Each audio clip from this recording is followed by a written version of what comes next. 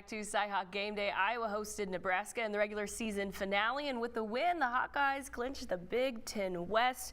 Iowa, though, saying goodbye to a spectacular senior class. It was senior day, so we'll see if we can get those highlights up. There we go. But Nebraska would want to spoil the fun almost immediately. First quarter, Casey Thompson, he is going to hit Trey Palmer, and he goes 87 yards for the score. This is the biggest play allowed by the Iowa defense this year.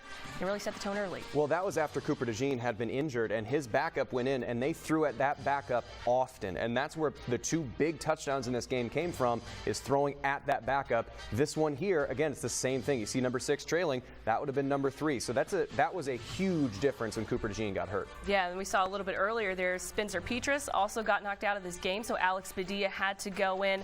They really were down 24-0, or yes, 24-0, but Caleb Johnson helps kind of spark this comeback with the run there, 44 yards to the house to get the Hawks on the board. Now in the red zone, Alex Padilla to Luke Lachey. He wills himself in for the score. A great play there. Iowa down just 10. They get a field goal to cut it to 7 with one shot to go down the field.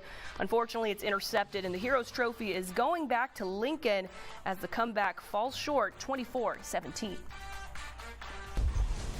Everything that this program has done for me, and the guys in that locker room, it means a lot, and it hurts a little bit. And just getting up with each other, going to lift, and getting some refill sandwiches and sitting down at the table before meetings, and I don't know, that's just, you know, win, lose, or draw, I'm going to miss those moments the most. No matter what's at stake or not, it's about going out and playing hard, playing with good execution, and playing clean football. And we didn't play clean football today.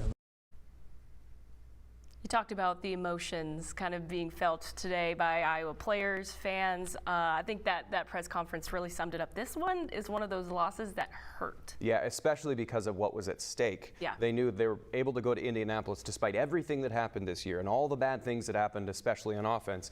You have injuries, you have people stepping up, you start the season really questionable, and all that's going on, and you are one game away against your rival to do that, and it just comes short. And again, mentioned the DeJean injury. Spencer Petras was out. Sam Laporta wasn't playing. Monty Pottebaum wasn't playing. And they still were this close to coming away with the win. And I think that says a lot about the character of the team. Mm-hmm. But at the same time, has there been a better representation of this team than that game, kind of as a microcosm of the season, where it started off very poorly, then the offense gets it figured out just a little bit, the defense is making plays the entire time. I mean, the fumble that set them up to be able to score that Luke Lachey touchdown, that was incredible. That was a wrestling match where the ball was just stolen by a backup Iowa defender on the ground. And those just making plays, but just coming up a little bit short. I mean, I think it perfectly encapsulates the season. And I've talked to a couple Hawkeye fans since that game, and one of the things, sort of like some of their opinions were, they kind of feel like it's a good way to end an appropriate way to end the season, although not as fun, because that offense didn't deserve to be in Indianapolis, but the character of that team did. So you fought, but maybe not necessarily a championship level team. So it's a really conflicting set of emotions for those in black and gold today.